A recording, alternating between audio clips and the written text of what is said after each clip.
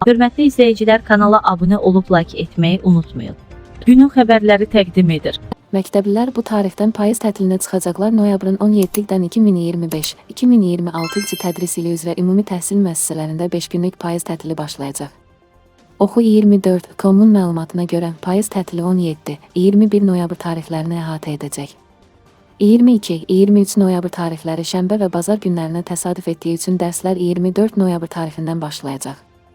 Bu tətil ümumi təhsil müəssisələrinin məktəbə hazırlıq qruplarına da şamil ediləcək.